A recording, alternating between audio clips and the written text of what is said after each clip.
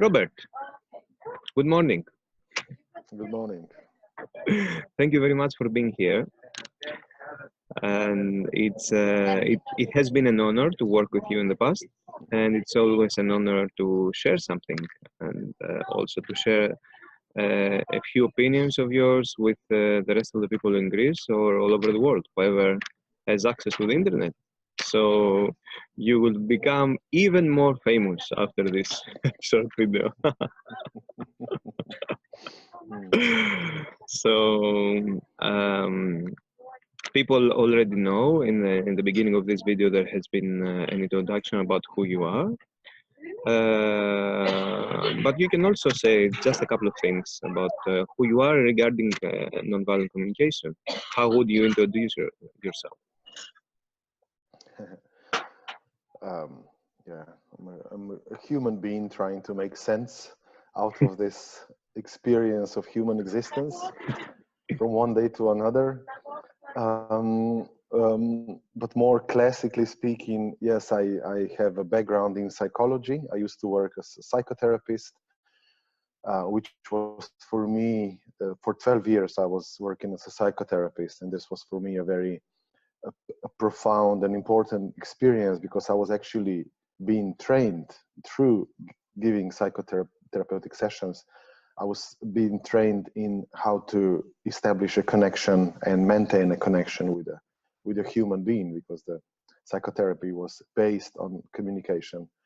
And very often in psychotherapy, I would be with clients who were not very, open or eager to authentically connect. So that was a very precious experience of mine. And I've been working for 29 years with groups.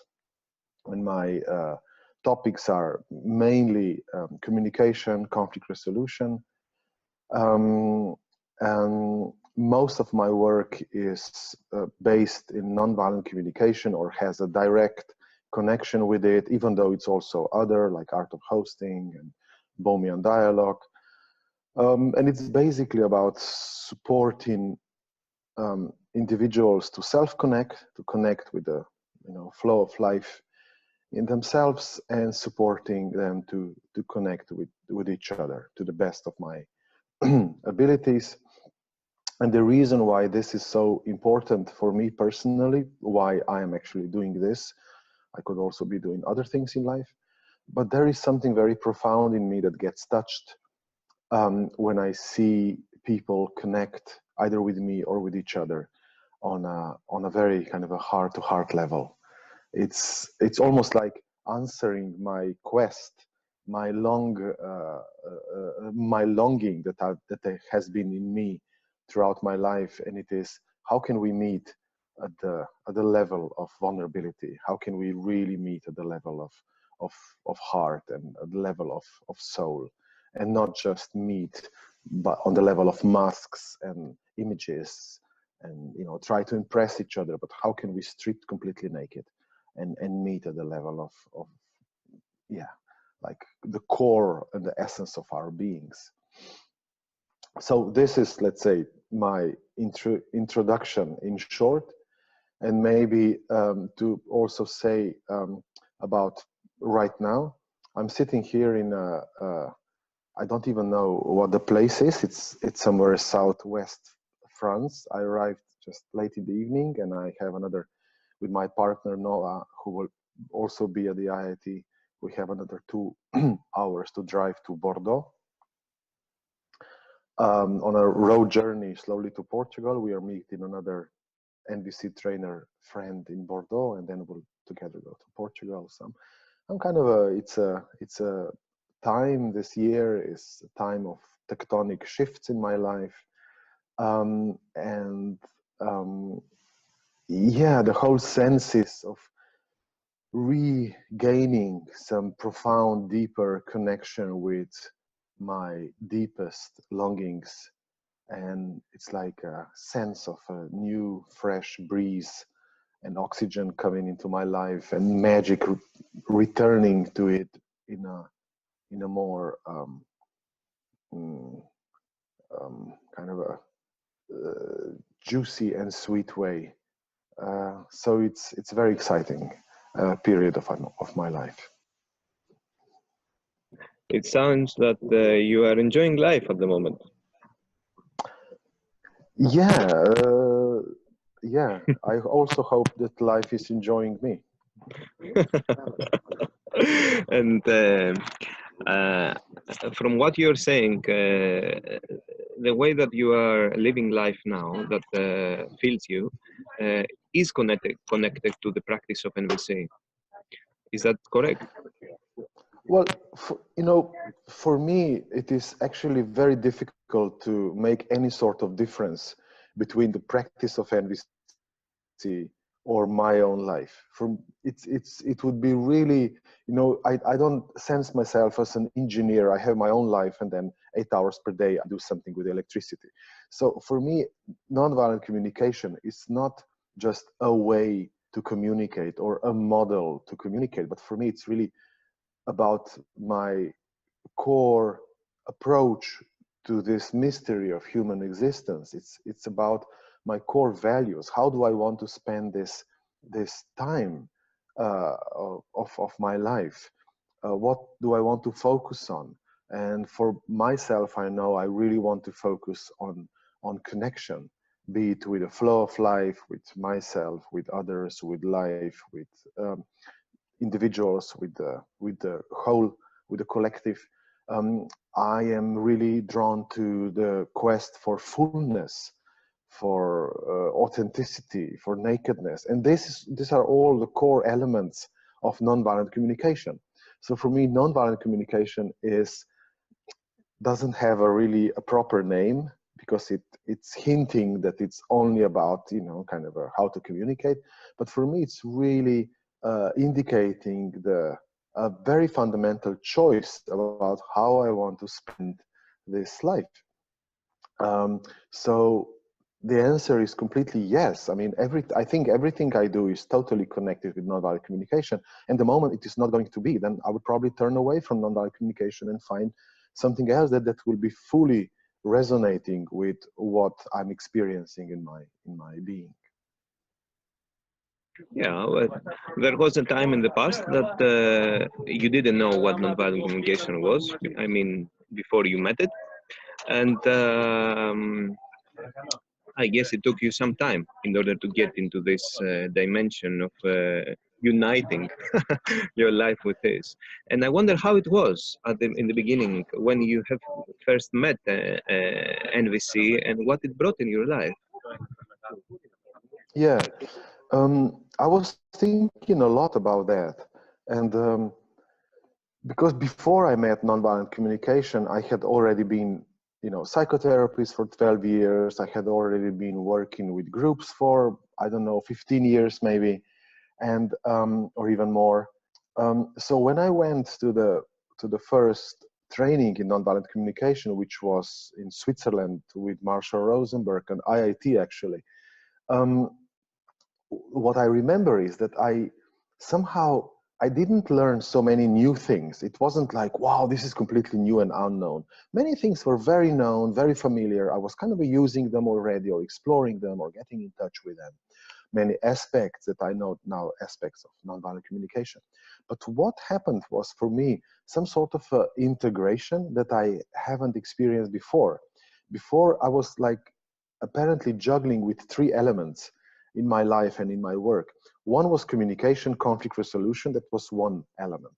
The other element was, you know, psychotherapy, healing. Yeah, that was the other element. The third element was what I would call the spirituality, evolution, stretching towards the wholeness, the holistic experiencing beyond the self. And these three parts of my life all of them were very important and very crucial for me, but somehow they didn't integrate. You know, I was able to intellectually connect them, you know, to connect psychotherapy with spirituality, or spirituality with, you know, conflicts, but somehow they were not living in me, you know, as a whole. And then I still remember when I was on this IIT with Marshall Rosenberg, that after a few days, I kind of started to get it. These elements were coming together.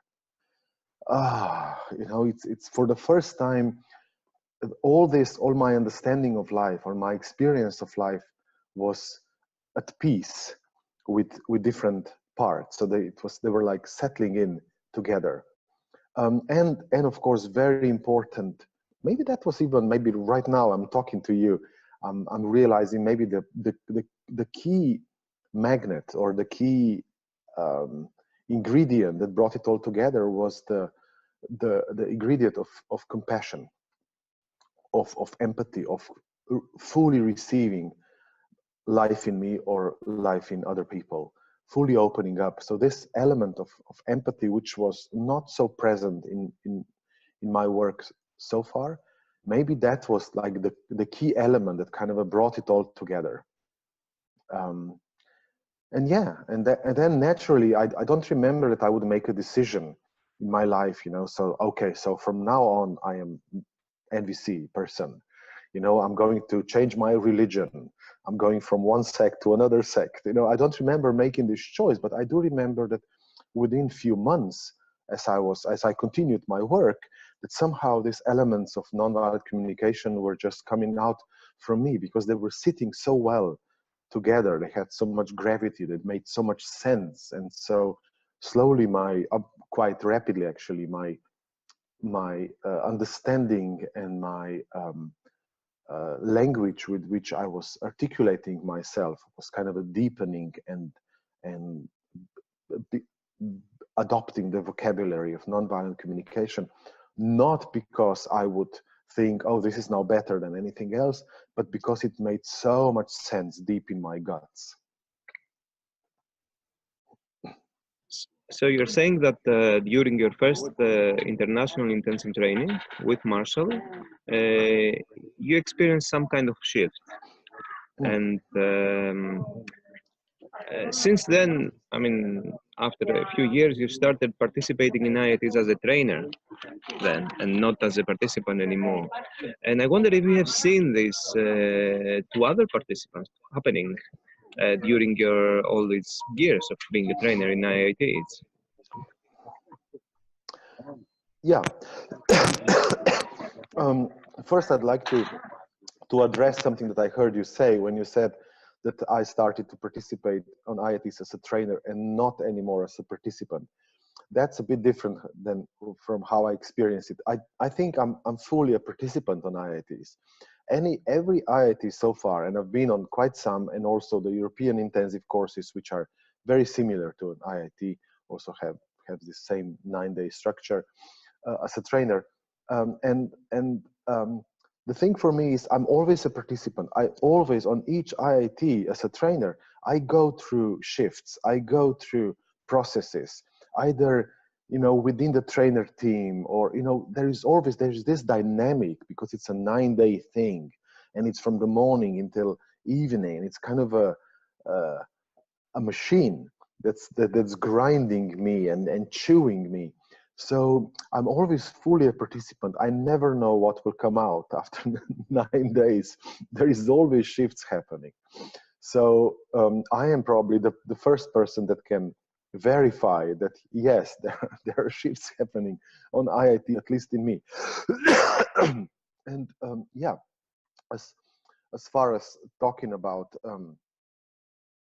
participants, and what I observe is, in my understanding, on a 9-day training like an IIT is very different than going to 5 2-day trainings, which would accumulate down to 10 days. And you would say, well, it's the same. It's not the same for me. There is something that starts happening on the day 3 and day 4, and then something that's happening on 6 and 7. It's a different dynamics. It just goes deeper. And in my understanding, the learning or the shifts on IITs are happening on a few different levels. The first one is of course intellectual understanding. You go to many sessions and you have more and more understanding about empathy, about listening, about conflicts, about connecting, about self-connection, about self-expression. So it's more and more understanding. That's great, but that we can also get from books, I guess. The other thing is you work on your skills. One thing is to know theoretically about empathic listening in conflict situation. Something completely different is to train on skills. It's like reading about music or practicing an instrument. So it's really working on the skills, and after 9 days of working on skills, I may have increased my capacity that will help me then when I come, home or to my work environment to transform certain situations in a way I would like to transform them. Now, the third thing that happens is, of course, I will be meeting my own shadows. When I work on my skills and my understanding, I will be meeting my own shadows, my old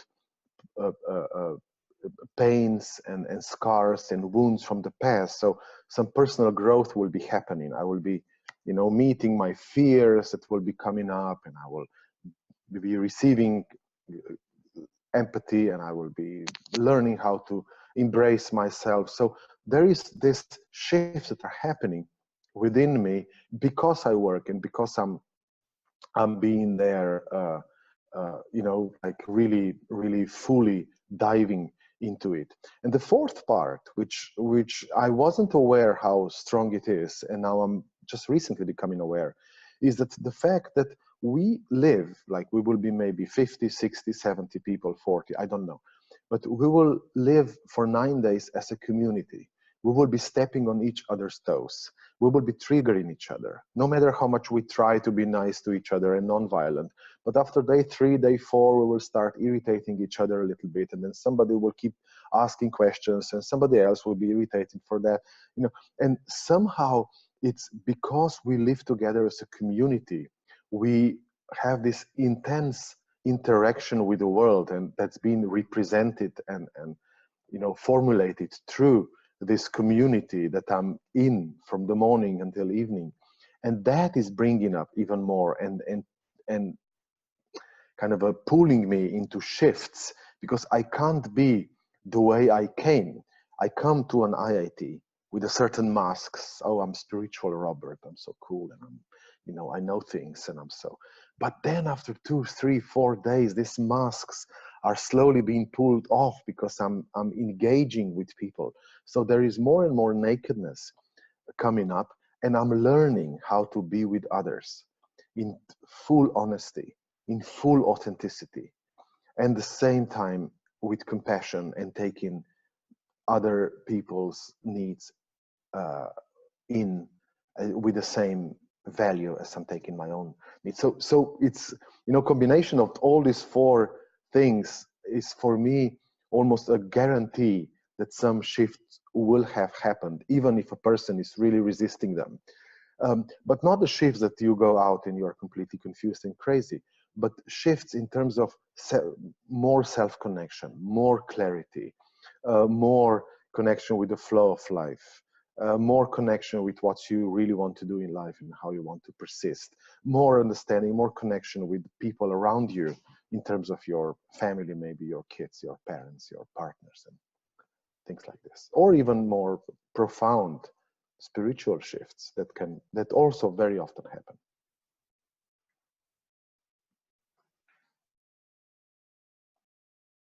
You are muted, Georgios. I was just going to ask about the IIT in Greece, because one of the reasons that we're having this interview is for people to get to know you and to understand what an NVC and what an IIT is, because in the coming of October, from the 13th until the 22nd, we have the Greece IIT. So, and you will be one of the trainers. How are you feeling about this particular IIT? Well, I'm very excited about this one. I mean, I'm excited, to be honest, about every IIT, but somehow this one holds a bit special place in my heart. And there are 2 main reasons.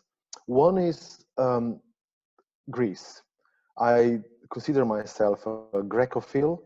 I've spent a lot of time in Greece, fallen in love with it. I have learned much about life just by being in Greece, connecting with so many values of human life that are very often lost in many other places, definitely lost in my country, and they are so very much present in Greece still. So there is this excitement of me connecting with Greece, being there, being back in this environment that so much nurtures my soul, and also me having lots of tenderness and compassion, also sadness, noticing what has been happening with Greece politically and economically, and how it, it had been treated, and what are the consequences and results. And this is something that's touching me, and it's painful and it's sad for me, and I can only hope that maybe an IIT can empower social change enthusiasts in Greece. Maybe it can give them some new wind into their wings, or maybe some skills that they will be more equipped to then engage in their efforts for social change and for more fair society in which everybody's needs will be taken care of and considered as equal and precious. So that's one part. Of course, to be personal, I love you, Georgios. I really so much enjoy this collaboration with you, and we've done work with before, and I'm having this 300% trust. So that's also extremely joyful for me that this is done in collaboration with you. And another excitement is the trainer team, because the trainers here are, Jeff Brown, which I consider my brother. Have so much love for him. Then Gina, also with Gina, I sit in various boards and teams, and we've established. I know we also met before. And there is so much trust and so much connection and so much flow and so much joy. And then is also Mona, which I know as a partner of another very dear friend and brother of mine, Ian, who will also be hovering around IIT. And I have been with Mona on Turkish IIT, and she's from the region. And I also have so much trust and appreciation of her. And there's somehow this team, as I see it now, is like such a dream team. I'm so enjoying just the thought that we'll be working together and we'll be, like holding hands and doing whatever necessary for shifts to happen and for, for people to have this 9 days really in the most meaningful and enlivening way. So this is also another source of my excitement and joy.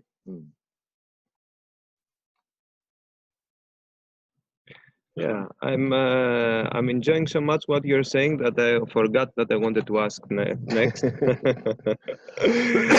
Yeah, the idea here is to help people get an idea of what they're going to come across to an IIT, and because even if they have attended to some 2 or 3 day workshops, an IIT is different. And you have already described some of the differences between an IIT and a usual training. It's also the structure can be interesting. Would you like to say a couple of things about what the structure of an IIT is? Yeah. Yeah. So the structure of an IIT is, I'll try to keep it short because it can be quite complex. But basically, we are going back and forth between large community meeting and then breakout sessions. So every morning and every evening, we have a large community meeting. The whole community gets together, we mourn together, we celebrate together, we remember what's really important for us in lives. We kind of connect as a community, and we hold space as a community for each other to self-connect. That's every morning, every evening for an hour. And then apart from that, we break out for 2-hour sessions before lunch, after lunch, and then in the evening again. And in these breakout sessions, all the trainers will be given breakout smaller sessions in which people choose to go to according to what the theme is or how much they connect with a certain trainer. And you can all the time go to the same trainer or switch from one to another. And then there are these two-hour sessions which will be on a certain topic. They will all be practical. There will always be some self-exploration. There will always be some practice, some skill training of very, very many different aspects of nonviolent communication or aspects of life. There is also another part that I want to just briefly mention. It's so-called home group meetings. Participants will be invited to come at the beginning to small groups of 4 that we call home groups, and every day they will meet for 1 hour with the same group.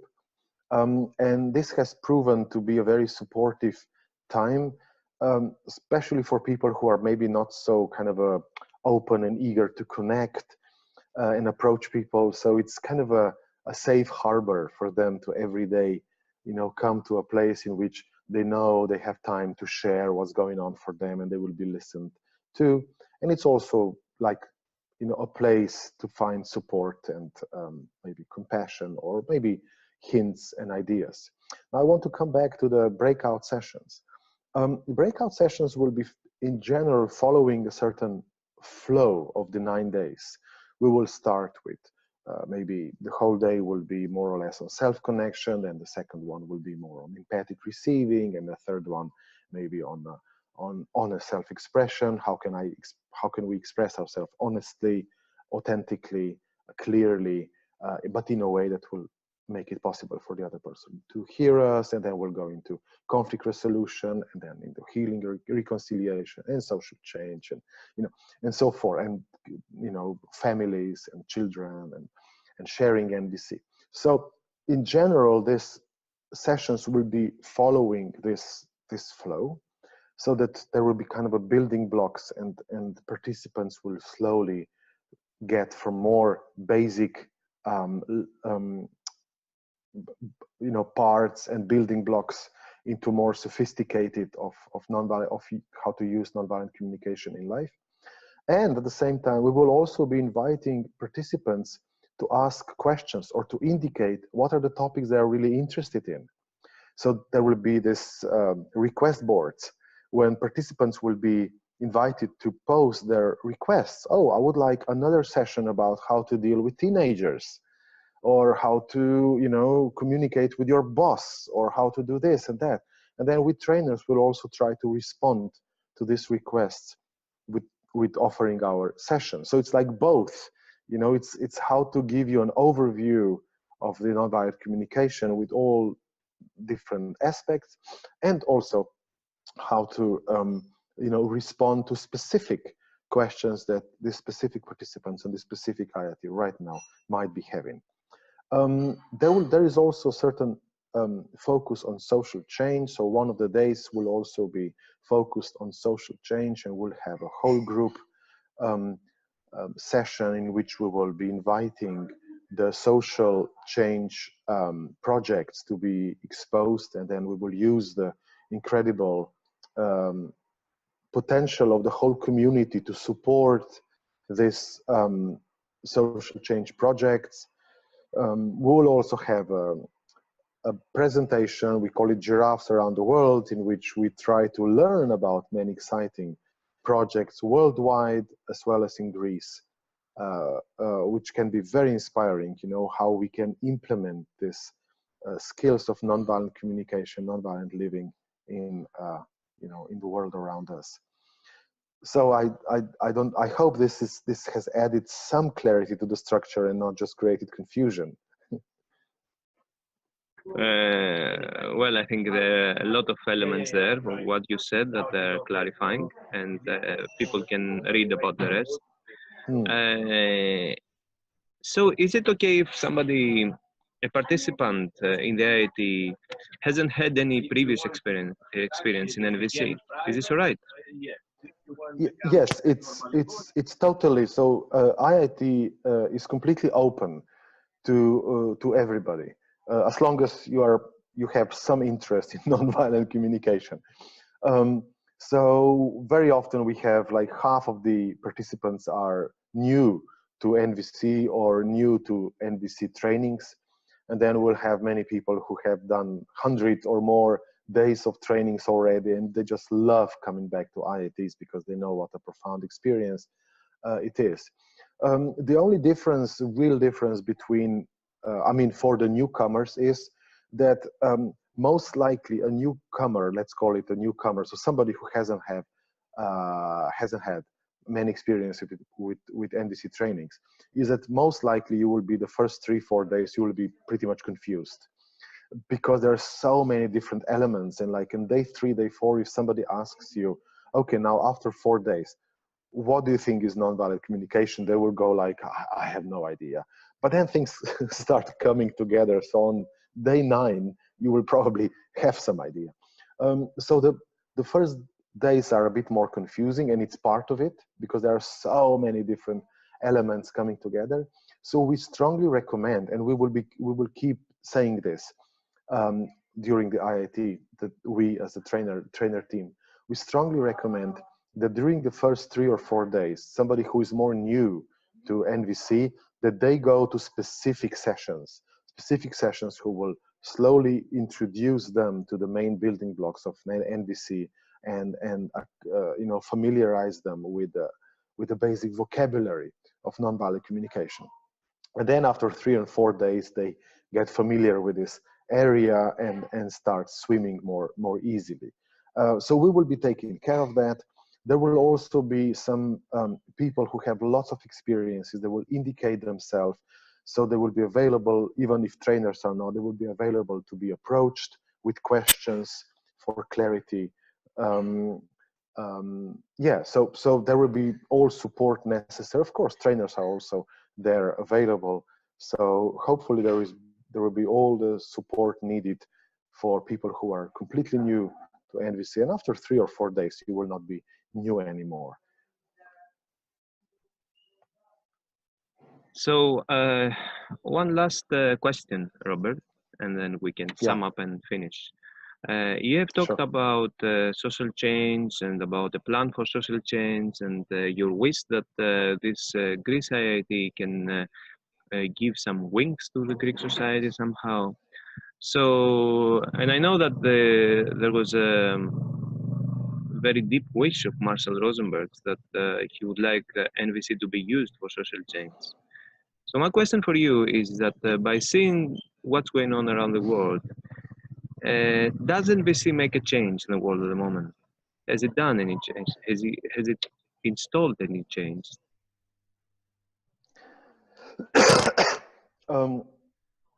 When I hear about so many projects that has been done and are going on in nonviolent communication with support of nonviolent communication, I'm very much touched and very inspired. So stuff that's been going on, for instance, that only I know, I mean, that I know about it. There is much more, but at least I know about it in, let's say, Palestine, Israel, in Myanmar, in Philippines, in Indonesia, Bali, in Australia with Aborigines, and you know, so many, or in Kenya, for instance, and Burkina Faso. And so there are so many projects that are, and I don't mean just people going around teaching NVC, but really implementing in mediations, implementing in when working in orphanages, when working with children soldiers, when working with victims of rape or refugees, just using the compassion, the tools of compassion and empathic receiving, or working with in prisons and so forth. So in my experience, it is definitely very much empowering social change, and it can of course it can become, and this is what was a big pain of Marshall Rosenberg that you probably were referring to, it can also be just this little tool that helps you to self-connect and to connect with your own children and your parents, and then keep sitting in your room and doing your nice Vipassana meditation every day, while, you know, 20,000 children are dying every day of hunger and malnutrition. So it can be also something that will just empower my disconnection from life and me just creating this nice little bubble around myself, in which I will forget that we are one, that we are whole, that I don't exist without others, that life in others is same as life in me, that there is actually no separation, in which I will forget that we are all actually one organism. And I will be creating this small illusion of a bubble and posting every day on Facebook, oh, life is beautiful, and not thinking that maybe it's not so beautiful for a child in Ethiopia who is dying of hunger right now. So it's like, for me, it's really helping by first self-connecting, opening. So if I self-connect first and I heal my own wounds, then this opens up my heart so that I can acknowledge and compassionately connect with the pain that's around me, not in terms of guilt, but just compassionately embracing it. And then it will become my spontaneous move to want to stretch out and to support life out there. Not because I think this is the right thing to do, not because I think I should do it so that I will end up in heaven, not because I think I should be a good person by helping other people, but because my heart will reach out and want to connect with life around me. So it's going to be a joyful, spontaneous move I will make. And I'm very joyful to see how nonviolent communication actually can support very, very beautiful changes and shifts around the world, in terms of creating a world that will work for everybody. And at this point, I would like to add about these projects that you are mentioning around the world, and the way that the CNVC, this international organization that supports CNVC, is participating. I would like your comment on that also. One of the ways that CNVC is supporting those projects is a financial way, and the way they do that is through these international intensive trainings. So this is one reason why the costs are higher than sometimes we would like them to be, because by getting some money from an IIT in Europe, for example, CNVC can support another training or another project in Africa or in other poorer places in the world. Is that correct? Yeah, absolutely. So you know, there are IITs specifically in Western world. Can you mute while I'm talking, Georgios, because it's the background noise is very strong. So there are some IITs, like primarily like in north of the world, like Europe, maybe Japan, US, which will end with some profit, and then this profit is used to sponsor IITs which are done, let's say, I don't know, in Israel, Palestine, in Africa, and in places in which, you know, no money can be really generated, but it will be a loss. However, what IITs want to do is not just empower the participants, but really support the regional community, really support and provide whatever they can provide to the regional empowerment of you know, paradigm shifting from competitive into a compassionate way of living together. So that's absolutely true. Also, the trainers, sometimes we work on IITs and we get paid and we have all our costs covered, of course, and sometimes we'll go to a place knowing that this IIT will end up in loss, so we will go and not get any payment for our 10-day work. sometimes, you know, even we cover our travel expenses. So it's really balancing, you know, caring for our lives, but also see how much we can joyfully give. This is an important thing to say because a lot of people have questions about how this is structured and how this is organized, and why it is, how come it can be so flexible, or the costs are high in some cases and not that high in other cases. So Robert, I'm moving a bit away from the noise, you know, and I wouldn't like to keep you more. I just want to ask for a final message from you for the Greek people who will attend that, and not only the Greek people, but the people who would be interested to attend and participate in the Greek IIT. So I'm leaving you with the people now. You can say whatever you want to them.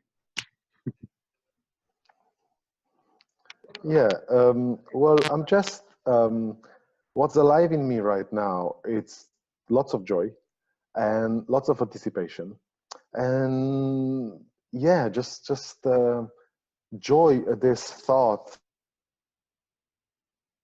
meeting up with this unknown community of international explorers of life. And yeah, just really happy at the thought that we will be crying together, we will be laughing together, we'll be learning from each other, we will be exploring this mystery of life, and empowering life in each other. And I already know that by you know, the last day, the 9th day, we will probably have a sense that we have way more connection with each other than we have had with many people in our lives. And we will be flying back into our lives with full of inspiration and joy and light and oxygen in our lungs. So yeah, I'm just hoping to see as many as we can possibly squeeze into the venue.